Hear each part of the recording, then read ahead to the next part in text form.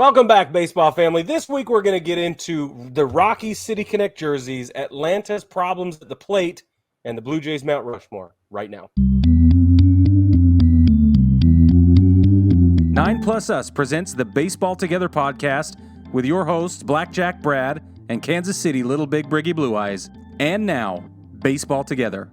Welcome back, baseball family, to another episode of the Baseball Together podcast. I am Brig, and as per the usual, I got the Brad Master right here with me. How are you doing, Brad? I'm doing well, thank you, Brig. I noticed you're looking svelte in your tank top today. Svelte, yes, because I'm wearing black. It's slimming, it's yes. Slimming. Yes, we have tank tops on the tank tops. To have tank tops so that you can have tank talks on the shop at 9plusus.com. So jump on there and get yourself a tank top to start a tank talk. That's what I'm saying. Put it on TikTok. Buy a tank top. Have a tank talk. Put it on TikTok. And buy it on the there shop. That was good. I like that. That was really good, Rick. Thank you. Excellent. All right. There has been a lot going on. We say this every week, but that's because we're in the middle of the season, and it's very exciting. We have now played 50 games of baseball, and that is a mile marker that I think is worth noting just because we like milestones. But the first thing we're going to talk about is that there has been a kerfuffle, Brad, between Jock Pederson and Tommy Pham. I think that's the most accurate description for it, is a kerfuffle. It's a kerfuffle. There's a lot of hearsay. There's some video evidence, and there's some written evidence.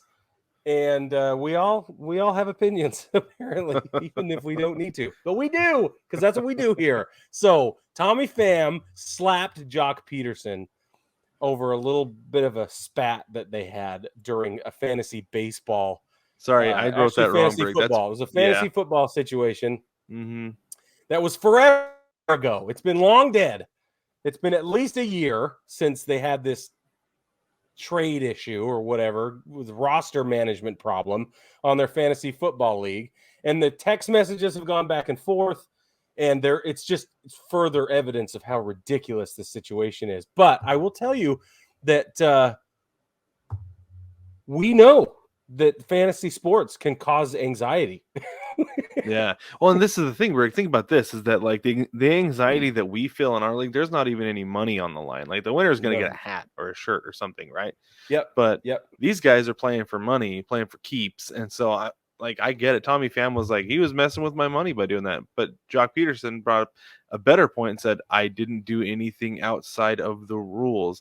That's how you play fantasy. That's how you play fantasy sports. I'm adding that part because the Pham accused Pederson of stashing players on his IR. Like, absolutely, it's there. Do it. It's like an extra bench spot if you have a guy who's going to be coming back. That's right. I'm doing it with Jacob deGrom right now. There you go. Like, nothing wrong with drafted him. He's coming back eventually, and you can't have him, Brad. So that's basically it. I mean, you dropped Chris Bryant. He's currently eligible for the IL. I might pick him up, stash him there until he comes back, and then call it good. That's a terrible idea, but I understand. Also, are you going to let me pick up that guy on waivers? Come on! Next, I have no control over that, Brig. Oh, it won't let me make another move until that's determined. Okay. And I did it before the weird Monday deadline thing, so I don't know. Hopefully it worked. Let's move on, unless you have something else you want to say about Tommy Pham and Jock Pederson. No, go ahead. Okay. The Tigers have called up his name is Kody Clemens. Let me just get that out of the way. Let me finish my sentence. But the reason Kody Clemens is a big deal is because it's another legend player son. This is Roger Clemens' kid. There's no evidence of him taking steroids. He plays really good baseball, though, which is very exciting. I went there. I'm still hurt, okay? I'm still scarred. And I know he played on both sides of that situation, but I'm still in pain, okay? So they called him up. He's a utility infield, outfield guy. They're still trying to decide where he's going to play if he plays all day, every day. He's the youngest son of Roger Clemens. It's worth noting. And right now he's going to play in the outfield for Detroit. He plays for the Tigers organization.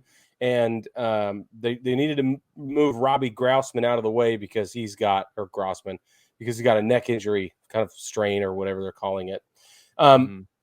Kody Clemens is batting 283, 316, 527. And there are 9 doubles in there, 6 triples. Dude has 6 triples and 8 homers in a 45-game stint in AAA right now. So far this season, before he got called up. So something that I've noticed that's really interesting about AAA, and I don't know if it's everywhere in AAA or if it's specifically in the Pacific Coast League and like with the Tacoma Rainiers, but I feel like everybody hits in AAA. But then stepping up to the big leagues is a massive, massive step, right?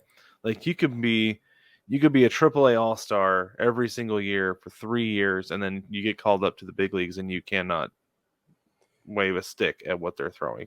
There's a break in literally trying. Yeah. So yeah, I don't know. He could be really good. I would be concerned about that. I guess 360. Sorry, I saw 283. That's is that a 283 average? 283 average right now. Yeah, that I would be concerned about that. Yeah, batting under 300 in AAA. Like I want a guy honestly who's hitting 330, 350 in AAA. I mean that's preferable. Yeah, because like Taylor Trammell for the Mariners, that dude hits 350 consistently at AAA. Yeah. But then he comes up to the bigs, and right now I want to say he's batting 250 in like 8 at bats. Right. Which means that one of them was a bunt. Yeah. So you're saying that a 283 in AAA is going to look more like a 220, 230 maybe in the bigs, at least for a while. It could, or it could be worse than that. At first he could, yeah, if not sub 200 potentially. Yeah. I could see it. I could see that happening. But again, we got to fill a hole. It's kind of the next man up situation. It's a great opportunity for Kody. We're excited for him. And I hope that he does continue to mature and grow into this, because I always like seeing these old players' sons come around. It's really cool. It's fun. It's really cool. It's also a little bit depressing. Like the guy we watched growing up, now his son is old enough to play. It's like, how old does that make me? Oh my gosh. Older than creek dirt. Let's go. Headed that direction. The Rockies, I should say, the Nike has released the Rockies City Connect uniforms. And did you say we have an overlay for this, Brad? We do have an overlay for it. Let's take a look. Here we go. Rick, essentially, go ahead. Well, I was going to say, go ahead and share your thoughts about these. You want to go ahead and describe them, and then give your thoughts. Yeah, for those of you listening who can't see this on YouTube, what we've got here is a green color scheme. The pants are green. The jerseys are green all the way up to the collarbone, where they are sporting white-capped mountain peaks. On the right-hand jersey sleeve is a yellow square of some kind with some sort of, like, it looks like a bus ticket is what it looks like. It kind of does. It's super weird. I don't know what that is. Maybe you can find it. I wonder if that's supposed to be like a ski lift pass. Oh, because they are yellow. It does look like, I didn't even think about it that way. That's awesome. A ski lift pass. There you go.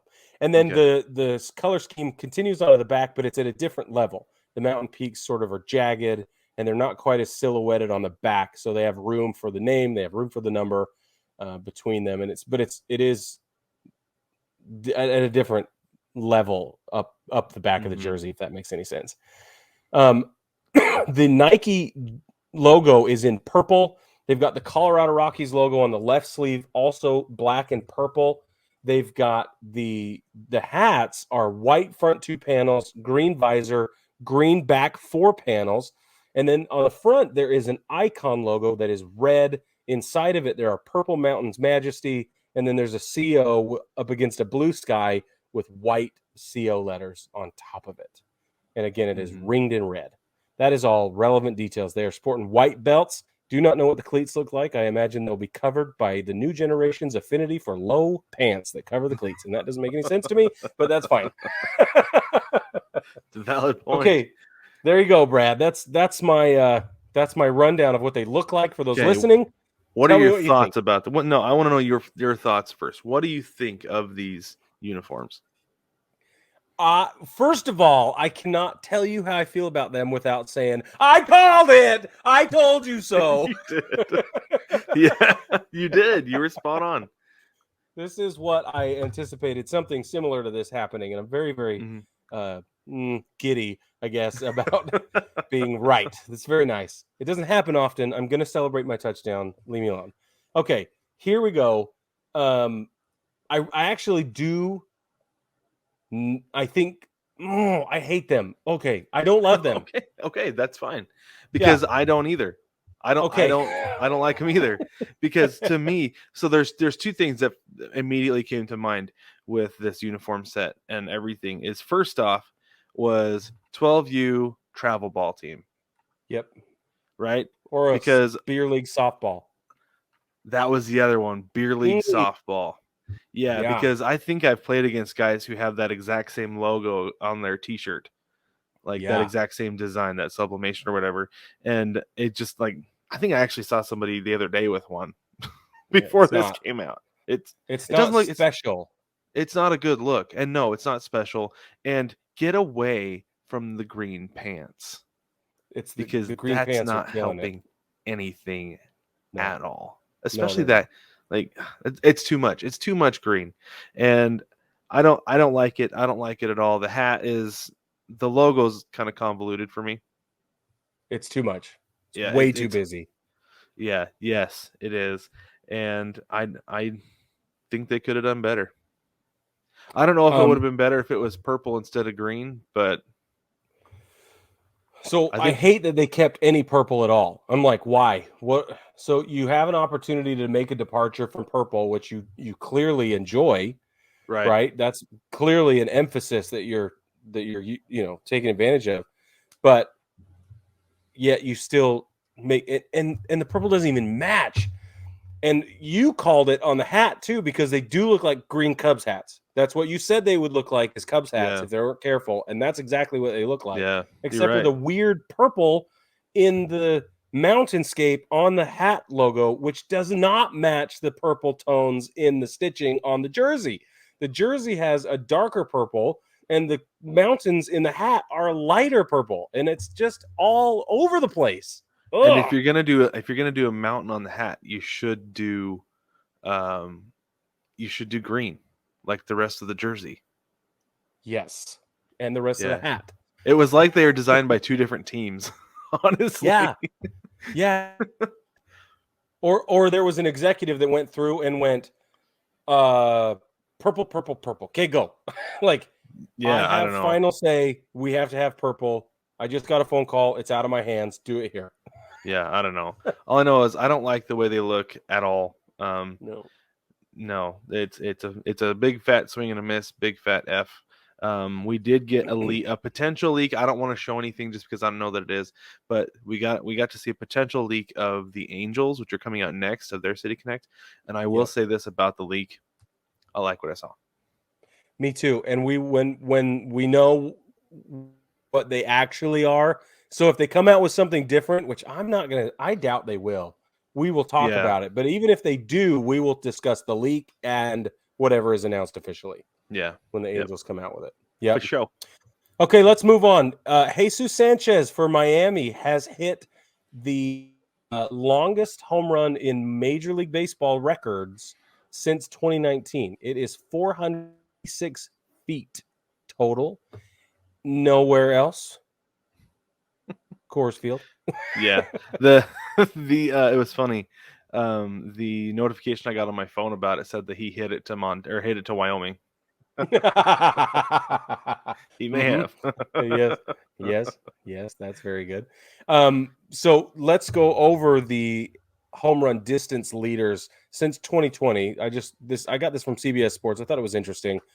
First of all, the longest ever in StatCast history, which goes back to 2015, is a 2019 home run hit by Nomar Mazara in Texas. He played for Texas. Officially, I mean, there's some discrepancy on whether it was 400 or 504 feet or 505 feet, but it's still at 504. It's the longest in StatCast history. But here are some of the others, just to give you an idea. And this is part of what goes into the discussion about juiced baseballs. So Ronald Acuna Jr. played for the Braves, 495 feet versus the Red Sox, September 2020. Miguel Sano, Twins, 495 feet versus the Red Sox, 2021. Tommy Pham for the Padres, 485 feet versus the Rockies, 2021. Yermin Mercedes, 485 feet versus the Royals, 2021. And Adam Duvall, Braves, 483 versus the D-backs, 2021. So, well, Stanton has one of 504 hit at Coors Field as well. And that is in the StatCast era as well. Yeah, okay. I guess that was 2016, wasn't it? Yeah. Yeah. That's what it looks like. I think it was. I forgot about that one. Yeah, so we got to include that. Big home runs, and this one is great. 496 is the longest since 2019. That's cool. Yeah, that's really cool. I still think that the Marlins are dangerous, man. They're not, like, their record doesn't show it right now, but I feel like they're one of those teams that could heat up in July and be a problem. Yeah, and that's no more true than now, because the Dodgers were so bad for so long there for the last couple of weeks, and it was so weird that you got to know that can swing the other way for another team. Yeah, absolutely. I'm still optimistic about the Mariners. Took 2 out of 3 from the Astros this weekend. Yeah. It looked really good. Pitching looked really good. Offense, like really good offensively, except for a couple black holes in the lineup on Sunday. But other than that, like, they looked like the team that we were expecting to see this year. Yeah. So they could turn around. I feel like the Marlins could turn around because they have a lot of talent on that team. Jazz Chisholm is on the IL right now, I believe. Mm-hmm. But when he comes back, I mean, he's Jazz. Let's be real. It's Jazz, right? So I'm just glad Ty France is still on the team.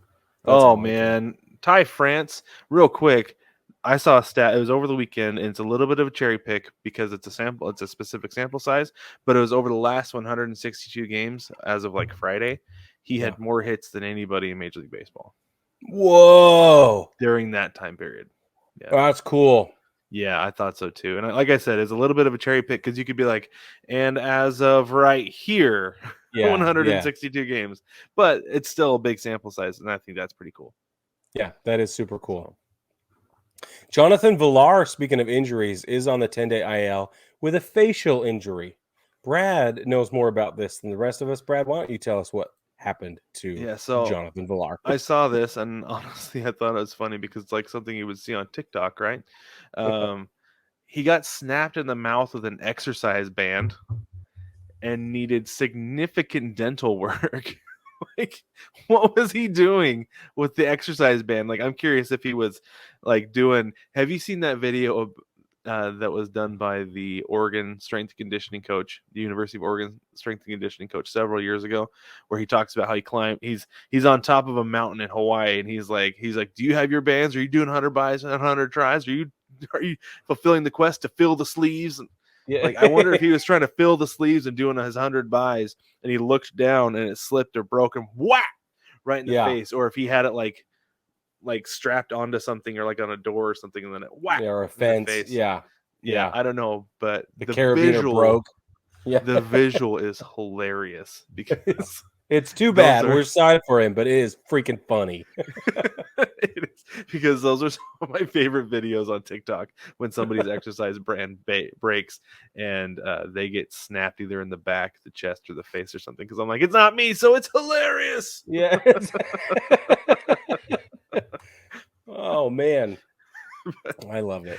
I hope he comes back and is feeling better though, and when his 10 days is up. But until then, we're gonna laugh. But anyway, Tim Anderson is out with a groin injury. By the by, how do you feel about this? Well, the article I read was on this blog called Sox Machine, and I thought that was kind of a funny name. But the article title said the only White Sox player who's been hitting is now out of the lineup. So it's like, ruh-roh. The White Sox seem to be in even bigger trouble. And as of tonight, while we're recording, it says there's no official word on the injury, but he is likely headed to the IL for a while. Yeah. I'm assuming they're going to put him on the 15 days so they could have him come back in 30 days if that's when his injury is healed. But like right after the game, Tony La Russa said he's headed to the IL, that it was that serious. They could tell right away. That's too bad. I like Tim Anderson a lot. So me too. I hope he's fine and everything's fine. Yeah. But interestingly enough, he joins Josh Donaldson on the IL.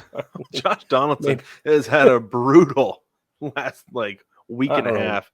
I don't know Gets what's going on with suspended, Josh. gets sick with COVID, and then he's headed to the IL. Man, that dude just can't catch a break. It's pretty rough. But some of it is his own doing. So you know who else is leaving the lineup for Chicago is Dallas Keuchel. Yeah. Not on the IL, but he got DFA'd. So there's $18 million this year, plus a $1.5 million buyout. But bang for your buck, he's got a 7.88 ERA, Brad.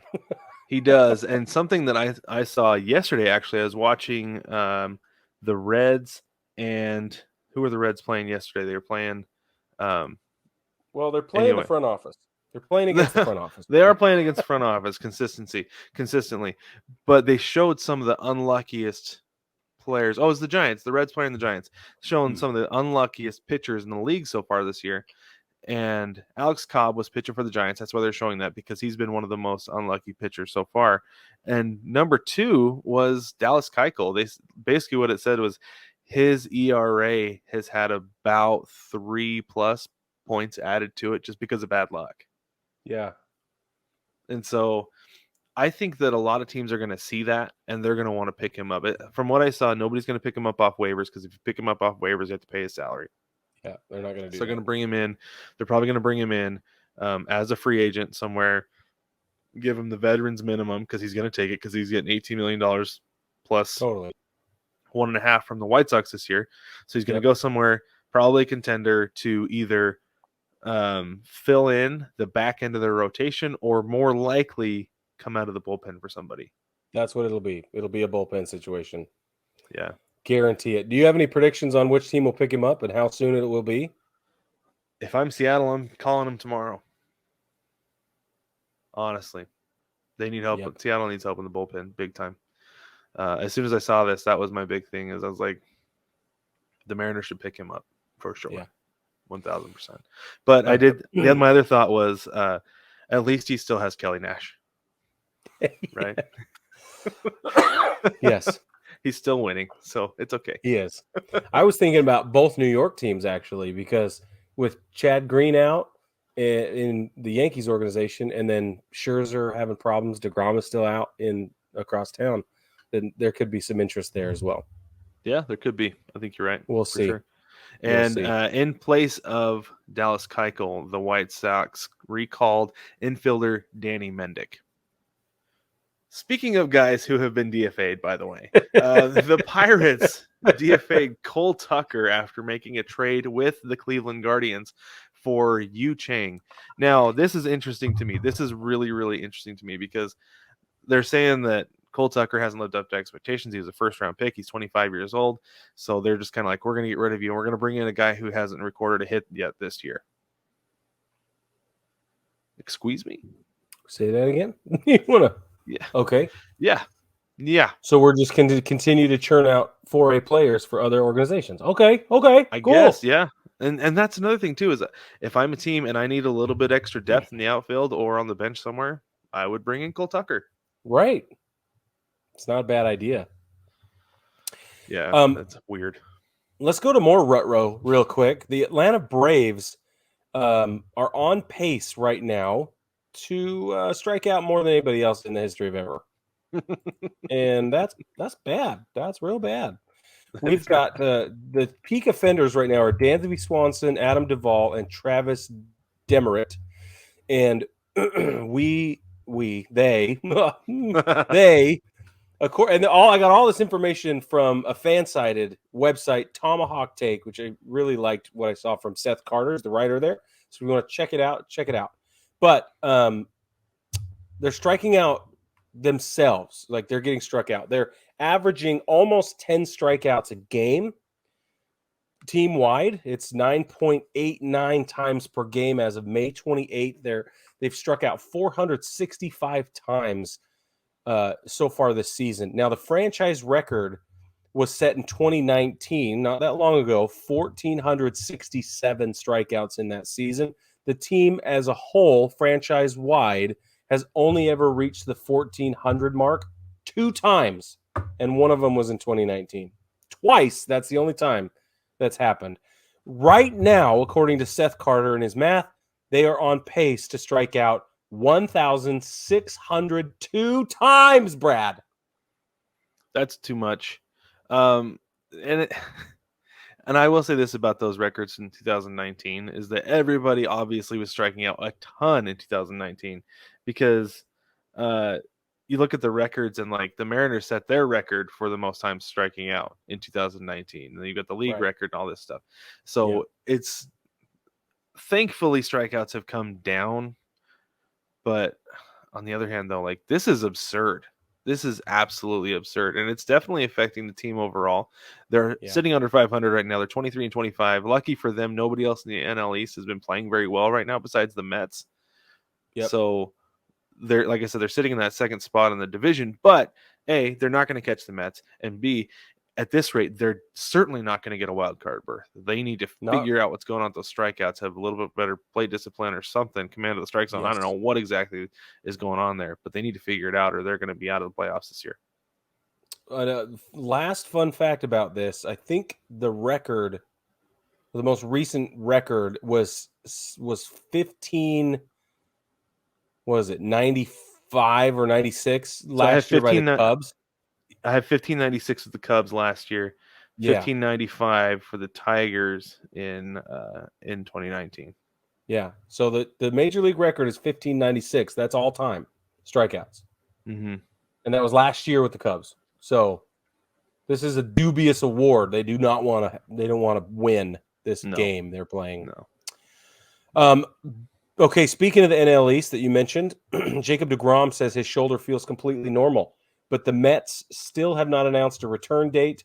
They are kind of refusing to talk about it. It seems like it's not just like we're getting information from him as the player, but the organization itself, they're not having it. They're not even talking about it. So I know nobody wants to rush him back. The shoulder's a big deal, but he hasn't pitched a single game. He's doing long toss right now. We know that we've seen that he's throwing, I think, 135 feet or something like that right now, just to really see if he can keep that up and see how his shoulder performs. But any thoughts on this beyond that? I mean, this is just a bullet point news, but one thing that the Mets have as a luxury that most other teams don't have in their situation is that they continue to win.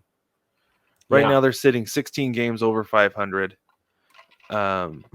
So, like, it's kind of like, why rush him back when we don't need him? But at the same time, you don't want to get into a skid. No. Right? Is that you don't want the offense to slow down and then be like, oh, shoot, we need pitching. Bring back deGrom. Bring back Scherzer early so we can pitch, so we can stop the bleeding on the defensive side. Because the offense isn't producing anymore. Like right now, they're sitting at a plus 62 run differential. They've even won 7 of their last 10, 4 in a row. So they're fine right now. But at the same time, I would honestly be like, okay, let's get him back at this date so that we can prepare and so that the team can look forward to that. Because I feel like if you have something to look forward to as far as a guy like that coming back, it helps with the morale in the clubhouse. Oh, for sure. Because not only are you winning, but reinforcements are on the way to continue to help you win. That's right. But why would you not tell the fans that? I mean, is it just that early? Is the date set that far out? That's got to be it, right? Maybe. I don't know. Because as a fan, I would want to know, like, if I'm planning on going in July, I would want to know if deGrom is in play-to-play, right? Yep. At that game. Or if it's like he's not going to come back till the middle of August, I'd be like, maybe I won't sit down quite so far. Maybe I'll sit up a little bit higher. Right. So, well, with that, baseball family, let's take a minute to let you know that you can support what we're doing here on Patreon. We've got a Patreon account, and we have 3 tiers, $5, $10, and $15 will get you different packages, and that really helps us not only continue what we're doing, but also supports us with the goals that we have to provide more content, more engagement, and all of that moving forward. So if you like what we've got going on here, and if you want to support the show in that way, that is one way to do it. With that, we'll take a quick break. We're going to come back. We're going to talk about fantasy baseball, quick update for the week, and then we're going to get into the Blue Jays Mount Rushmore. No matter which ballpark you're at, you want to rep your team. Now you can with 9+ Us. Welcome to the Big City Series. With every design available in your team's colors, you can fit in with the home crowd or stand out on the road. Either way, we have the colors you crave. Shop the Big City Series and find designs that rep your favorite baseball podcast, cheer from the cheap seats, and much more. Shop the Big City Series only at 9plusus.com.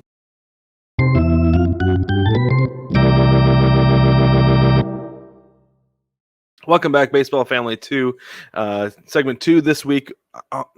Brig, I'm struggling. I can see you're crying. Okay, so if you're a rooter, go watch the bullpen cut because holy moly, we just had like 15 minutes of hysterically laughing because of a story I told Brig.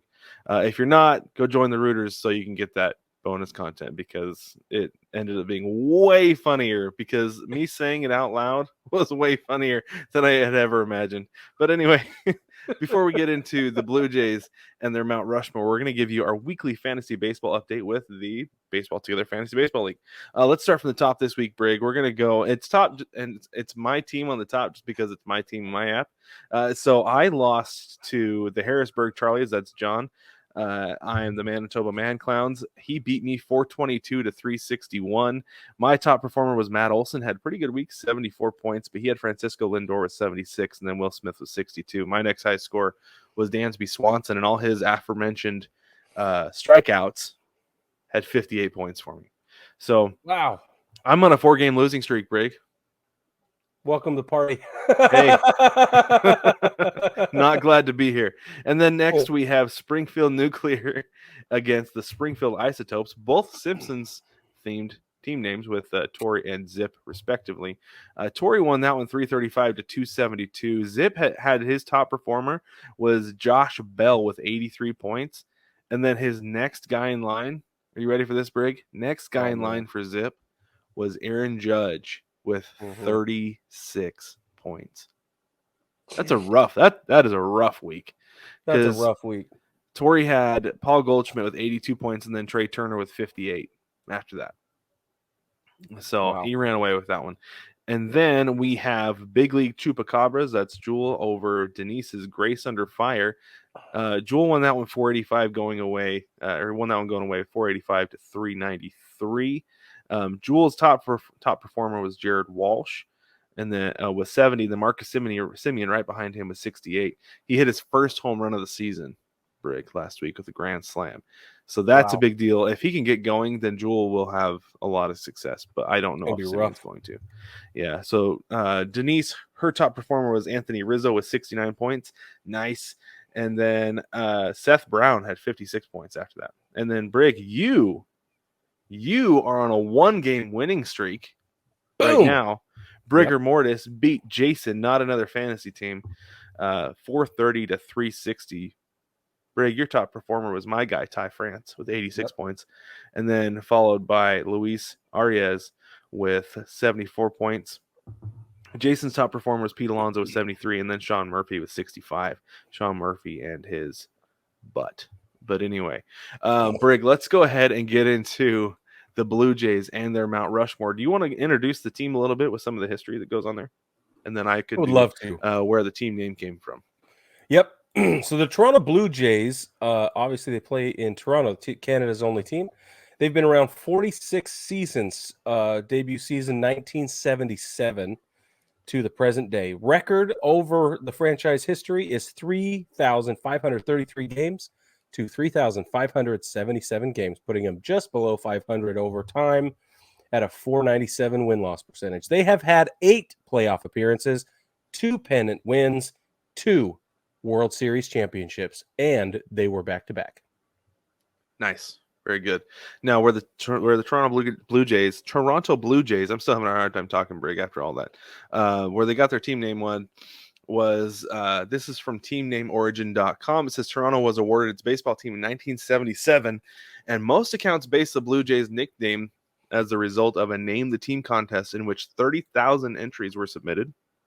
A panel of judges picked the team Blue Jays out of the final 10 entries because, in their words, quote, The blue jay is a North American bird, bright blue in color, with white undercovering and a black neck ring. It is strong, aggressive, and inquisitive. It dares to take on all comers, yet it is down to earth, gutsy, and good looking. I actually heard Ron McGill of Zoo Miami on the Dan Le Batard show said that the blue jay is like the thug of the bird world. So there you go. Wow. I like that. The thug. Yeah. Yeah, they will literally fight anything that comes in. Just like it says, it dares take on all comers. So kind of neat. Yeah. Okay. Let's get into Canada Goose would be the thug of the bird world. Maybe. I suggest you let that marinate. I will. Okay. But in that same segment though, in the same appearance, he said that birds are the most aggressive animals pound for pound in the world. Whoa. Regardless of the bird. So don't mess with ostriches or emus. Word of advice. Makes really good sense. Good logic, right? That's high quality advice right there, Mr. Brad. Yeah. Hey, that's what I'm here for. All right, Brig. Let's get into our Mount Rushmore here for the Blue Jays. I'm gonna let you go first today. What? The one? Yeah. That's so nice of you. I'm deferring, so I'll let you go first. Who do you have first on your Blue Jays Mount Rushmore? I got a guy who's in the Hall of Fame, which is kind of rare for Toronto, honestly. Yeah.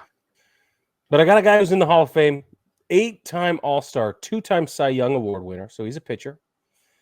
Right-handed, born in Denver, Colorado. The same year the Blue Jays became a team. This player has his number retired by the Blue Jays organization, number 32, Roy Halladay. I have Roy Halladay as well, as you would expect. I would expect. You don't say. Yeah. So one thing. So I wasn't gonna pick Halladay, because his Hall of Fame plaque has a Phillies hat on it. So he went in the Hall of Fame as a Philly. But then I looked at his Baseball Reference profile, and the fact that he spent 12 years in Toronto, I'm like, okay, that was like legitimately his prime. He still had it with the Phillies, obviously. Yeah, but those were his prime years, like leading the league with a 762 win-loss percentage in 2006. Leading the league in WHIP in 2008 with 1.053, leading the league in home runs per 9 in 2002 with 0.4, and that's amazing.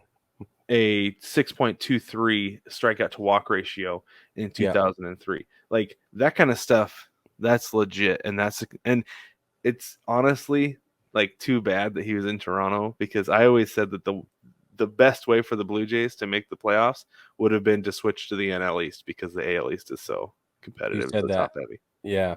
So. Yeah, I agree with you, man. I mean, he won the Cy Young Award in 2003 with Toronto. He won a second one in Philadelphia, obviously, in 2010. But I went with all the same reasons. The fact that he spent 4 years with Philadelphia is wonderful, but he spent 12 years of his 16-year career in Toronto, start to finish. I really like that. All-star, I mean, a ton of times. His career WAR is 64.2. His career ERA is 3.38 overall. He actually recorded a save. Did you know that? I see that. Well, he had 3.43 ERA in Toronto, too, right? So that's nothing to turn your nose up at. No, it's awesome. Everybody knows his nickname is Doc, which I think is awesome. And his full name is actually Harry Leroy Halladay. I'll just call him Roy. But anyway, Roy Halladay. Can't tell the story of the Blue Jays organization without talking about Doc. Yep. Yeah, for sure. And like I said, I was a little skeptical on it at first, but it's because he spent so long with them. Most definitely. For sure. Well, in big years too, big winning seasons. Yeah. Yep. It's good. Okay. I'm going to go with my first guy. I feel like regardless of a guy's career, like the numbers that he's put on, he's put up between whenever he was playing and whatever else, right? If a guy has an iconic moment, one that you would want to make a statue out of, like for instance, the Seattle Seahawks fans are trying to get a statue made of Richard Sherman with the tip that sent them to the Super Bowl the first year, the year they won. Yeah. To me, because of that, Richard Sherman belongs on the Mount Rushmore, like automatically. And for the same reason, I have to put Joe Carter on the Mount Rushmore. Oh wow, really? Because the 93 Game 6 walk-off homer to win the World Series. Yeah. That's pretty awesome. That is It a is big-time awesome. moment. Everybody's going to know who he is. And one single moment can get a guy on a Mount Rushmore, in my opinion. And that's the one single moment that will get Joe Carter on the Mount Rushmore for no other reason. Right. Because he accomplished the ultimate feat, in my opinion. Yes. That every kid is in their room, in their backyard, bases loaded, 2 outs, bottom of the ninth, down 2, whatever, Yeah. And he did it. He lived it. So that's awesome. I think you got to put Joe Carter on there. I love that. I hadn't thought about Joe Carter particularly in that way, but I mean, you make a very compelling argument, my friend. Well, I try most of the time to do so. You should. You should. How long did he play for Toronto? I mean, I know he played for like 20 years, but I don't know. Well, I'm trying to find out Baseball References running 16 years. Slow. Look, he played for Toronto 91, 2, 3, 4, 5, 6. I have 7 years. 7. Yep, I've got 7 years from again like 91 to 97. And those are the World Series years as well. And they were his peak years too, because he was an All-Star 5 times during that time. So yeah. MVP voting, top 3, top 5. Yeah, a couple times in there as well. Yeah. Wow, it's great. Yeah, but I don't think anything trumps a walk-off home run to win the World Series, because that's the ultimate. That's the mountaintop right there, man. Like maybe you make the mountaintop his head. I don't know. The Mount Rushmore mountaintop. Peak Carter. Awesome. Carter Peak, that's what you call it. Carter Peak. All right. That's exquisite. Okay. All right. Go ahead with one more, and then we'll take a break. Who you got? All right. For the similar reasons to yours about the iconic moment, and I know it's been a little bit more recent, but I want to talk about a guy who was not exclusively with Toronto, which, I mean, exclusive player is my favorite. He spent 10 years with the organization, though. Clearly, I mean, that was the bulk of his career. 6-time All-Star, 3-time Silver Slugger. I feel like he's a Hall of Fame candidate in a lot of ways. Joey Bats. I'm talking about Jose Bautista. And you talk about, do you really? Yeah, I do. Yeah. Talk about iconic moments, right? Where he's been there and he's slogged through some really rough seasons, but he's also been involved in the turnaround of those rough seasons. And I think that for those reasons, I mean, that alone carried the team. Big time leadership guy, all-star, all with Toronto. MVP voting top 5, like 2 or 3 times. Silver Slugger Award, all that. It's great. It's really great. But he's played for everybody. Yeah, that's the thing. I forgot how many teams he had played for before he got to Toronto. I mean, he was in Baltimore. He was with the Royals, the Pirates, and then he ended up in Toronto and stayed there for a while. He was there for 10 years, and then 10 years. And then we saw him with the Braves, Mets, and Phillies. But this is one thing that's crazy, is that there was a lot of people who are like I remember at the time when he was hitting a bunch of home runs, that is like, test the dude. And I'm sure that he was getting tested, because there was a lot of people who are like, he has to be on PEDs, but he never tested positive. Nope. There was never any suspicion besides people being suspicious, right? Astounded. Which, by how good he was. Yeah, exactly. And so I think that's a big deal too, with the dude to play the way he did. I mean, he led the league in home runs twice, 54 and 43 in 2010, 2011. respectively. And again, an outstanding, iconic moment where he hit that home run and the bat flip. Like that moment for me. I was just like, oh, Huge. we need more of that. First off, and second, it was literally to me like a breaking through of the franchise to being relevant and having the attitude that is required to win once again. Yeah, I agree. So because for a while there, the Toronto Blue Jays organization, at least league wide, sort of had that like once Montreal no longer had a ball club, everybody was like, oh, well, at least they still have the Blue Jays. And that was kind of their notoriety, right? It was like one Canada team.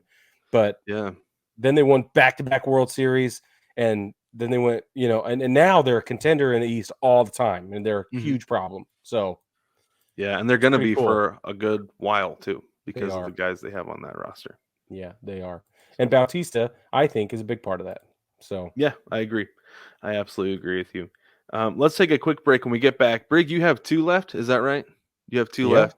I only have 1 left because we've doubled up on 2 so far. So we'll take a quick break and we'll get back and we will finish those off. The None Sports Podcast is the home of sports talk for everyone. Every other week, you can catch David and Jason as they talk about all things sports, from current events to classic moments and everything in between. You can find the None Sports Podcast on Anchor.fm, Spotify, Apple Podcasts, Stitcher, Podcast Addict, and more. Please don't forget to subscribe, rate, and review.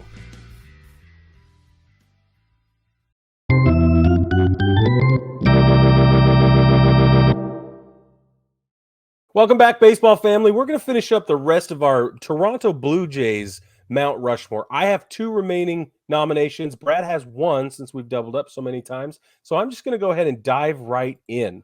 The pick I'm going to go with is 7-time All-Star, also a pitcher, by the way.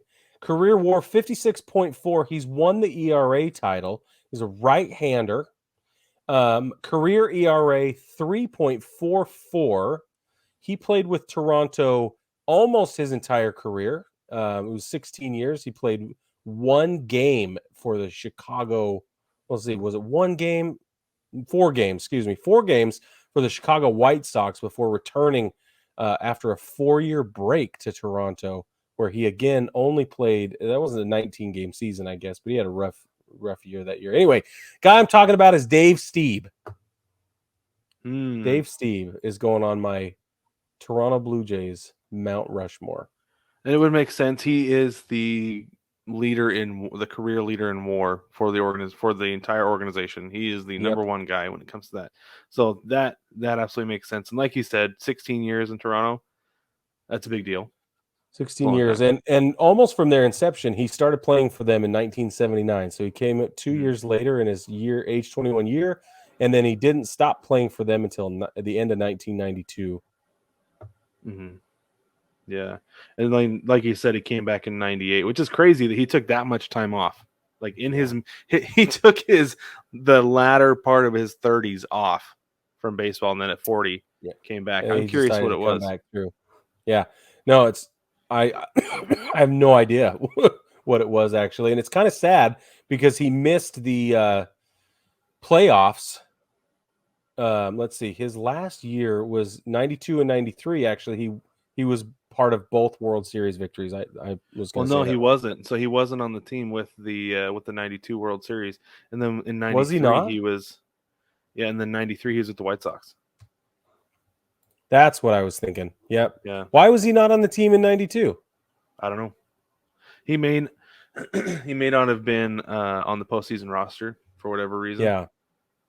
Well, it looks like just based on the numbers, it looks like he might have got injured because things start to slip away fast. He went 21 games in 92 and then 4 games in 93, and then those 4 years off. So something must have been wrong. But anyway, Dave Stieb, there's my crazy. guy. That's crazy because I just looked it up to see why he missed those 5 years. Yeah, and it doesn't say. Really? Yeah. So I don't know. So whatever. It's interesting. It's really interesting. But That's a solid pick. He was one of the first guys I clicked on because he is the career leader in WAR for the Blue Jays. But he is not on my Mount Rushmore. I have one more guy if you're ready for him, Brig. I'm not ready because did you know he had he threw a no-no for them as well? Oh, he did? Yep. Look at that. Anyway. Okay, now I'm ready. Okay. So this is a guy who has 5 All-Stars. He was part of the 93 World Series team. It's 4 Gold Gloves. He did play for quite a few teams. He played 12 years in Toronto. He also played for the Padres, Mets, played in Cleveland, Cincinnati, played for the Yankees, and also for the Brewers. Just 1 year for everybody there except for the Padres. He played 2 years as all for the Padres.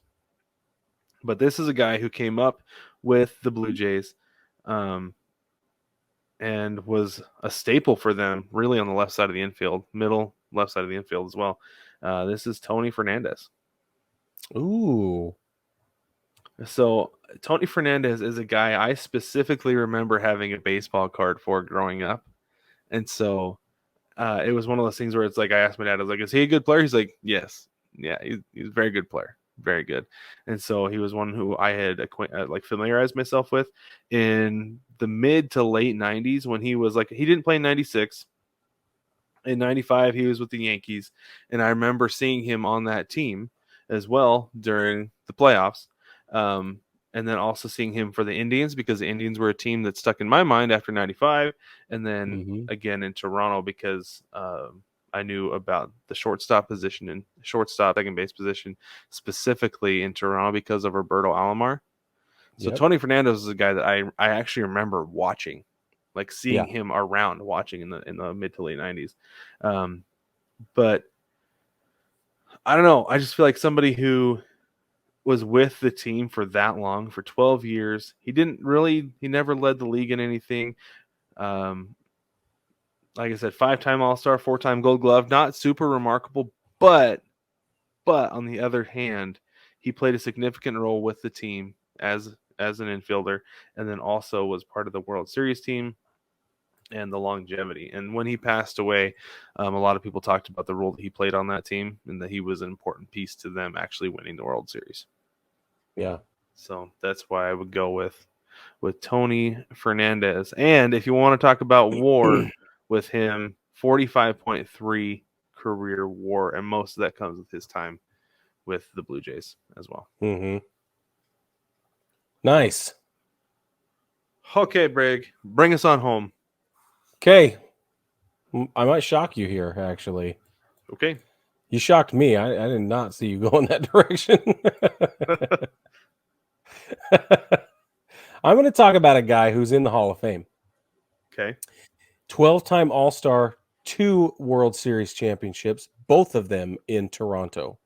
10-time Gold Glove, ALCS MVP, All-Star MVP, 4 Silver Slugger awards, a career WAR of 67.0, career batting average 300, and also a middle infielder, second baseman Roberto Alomar.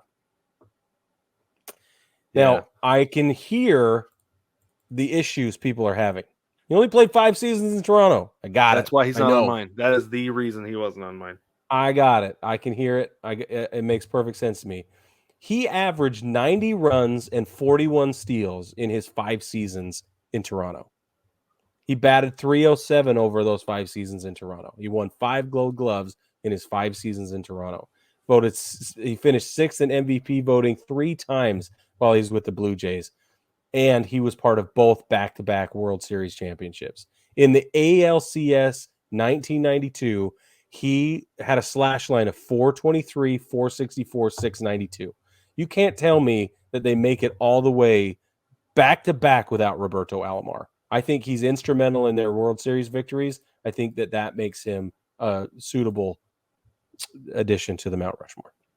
Yeah, I mean, I went to him first, honestly. He was the first guy I went to because, like I said, name recognition. Another guy I specifically remember watching and specifically remember seeing his baseball card in Toronto. His baseball reference picture has him in Toronto. But like I said, my only hang up with him was only 5 years in Toronto. I know, but 5 years without him, who knows? Yeah. Maybe they don't. You're right. Maybe those seasons don't go the way they went. Arguable. Yeah, I think you're right, and I'm not gonna poo-poo it.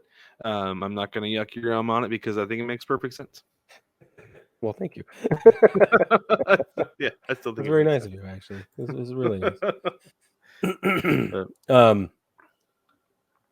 So I'm looking at his Hall of Fame plaque, and I just want to see what he put on. It looks like he's wearing He looks like he's wearing a Blue Jays cap. Is he? He's wearing a Blue Jays cap on his Hall of Fame plaque. Nice. He sure is. So, well, he ought to be because I do remember him. I remember him playing in Cleveland, and he and Omar Vizquel. That was a absolutely lightning and electric middle infield. But I think his best years came in Toronto. Yep, I agree. Yep. Oh, and that's right. I forgot he played in Baltimore as well before he went to Cleveland. Oh man, those years in Baltimore are something else. But anyway, he started baseball family. San Diego, didn't he?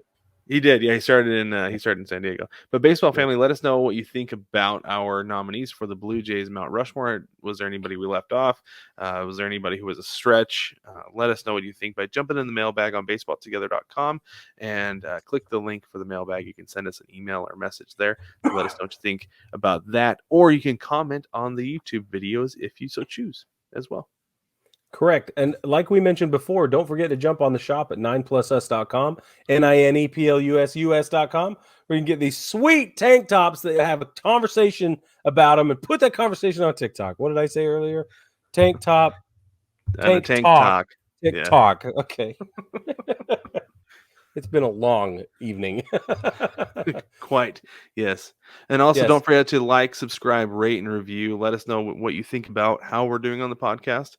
You can do that on Apple Podcasts, the best place to leave a review, but you can leave us a rating, I believe, on most podcast apps.